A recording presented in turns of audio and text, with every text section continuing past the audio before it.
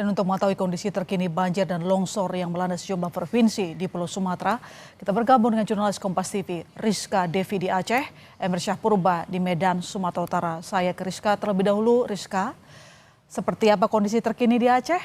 Ada berapa desa yang terdampak banjir? Ya, benar sekali, Cindy.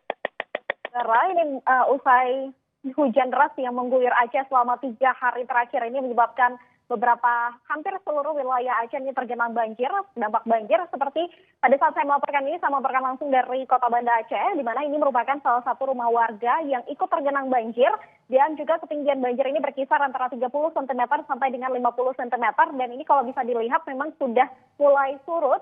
Dari tadi pagi memang ketinggian banjir ini cukup tinggi, sehingga memang di beberapa poros kota ini juga ikut terendam, dan juga di beberapa jalan yang memang ada di poros kota ini memang ikut terkendala. Sementara kalau kita beranjak ke wilayah lain, ini ada beberapa wilayah yang memang cukup parah untuk terdampak banjirnya. Ini mulai dari Banda Aceh sampai dengan Aceh Tamiang. Ini kalau kita urutkan dari Banda Aceh, kemudian Aceh Besar, bisa Pidi, kemudian Pidi Jaya, Biren, Aceh Utara, Luk Sumawe, Aceh Timur, Langsa, dan juga Aceh Tamiang.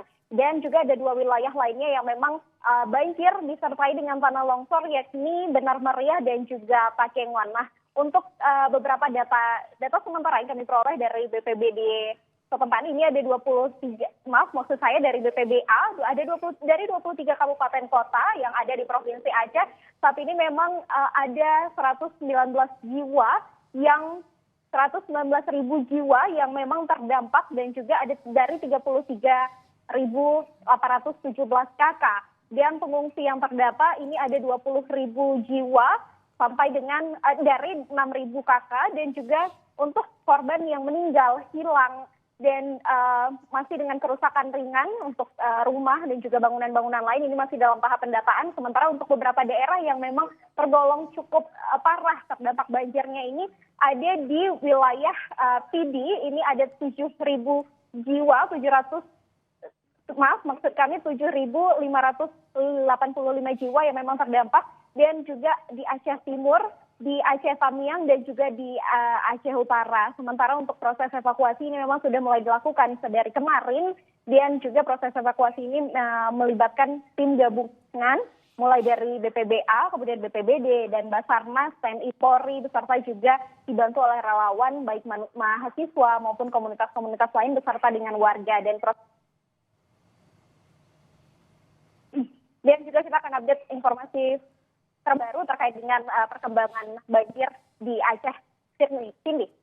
Baik, terima kasih Rizka. Dari Aceh kita sekarang bergeser ke Emir Syah di Medan, Sumatera Utara, Saudara. Emir, apakah warga terdampak sudah dapat ditangani? Ada berapa rumah warga yang mengalami kerusakan?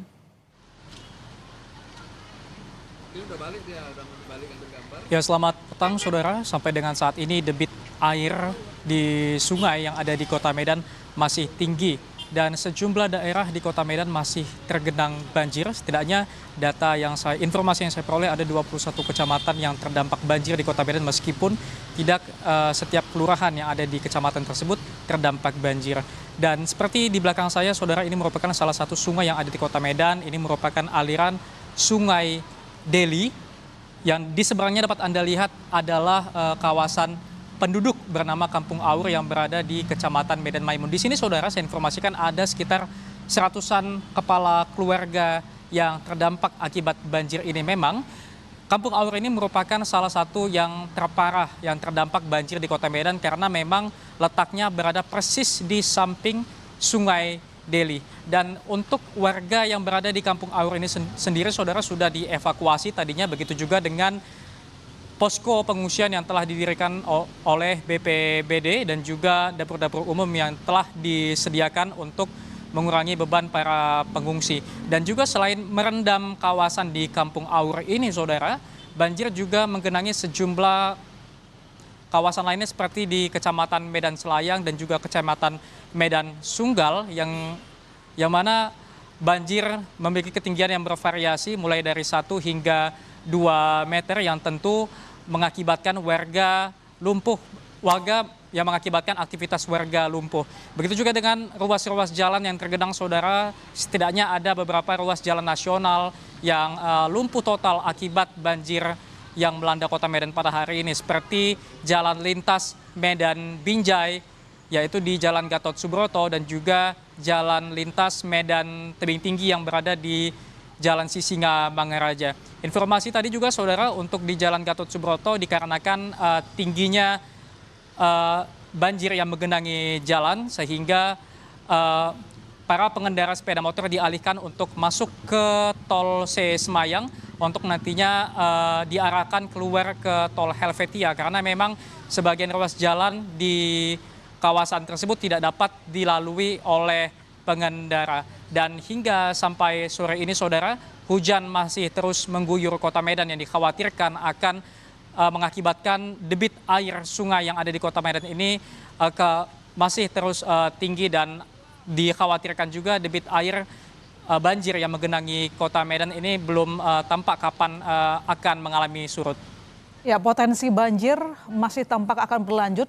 Lantas upaya penanganan yang akan dan sudah dilakukan apa saja, Emir Syah? Singkat saja.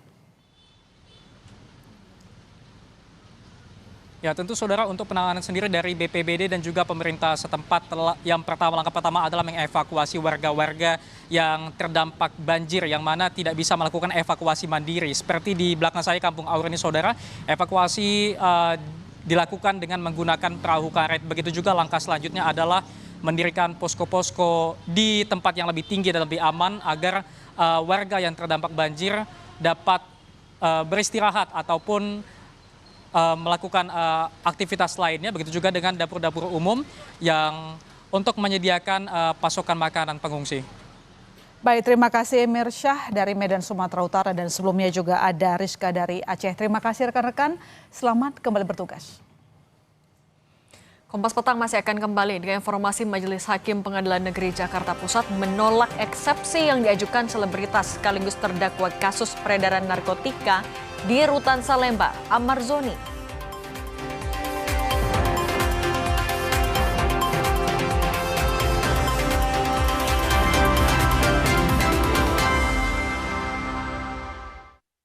Orang punya semangatnya masing-masing untuk memberikan yang terbaik.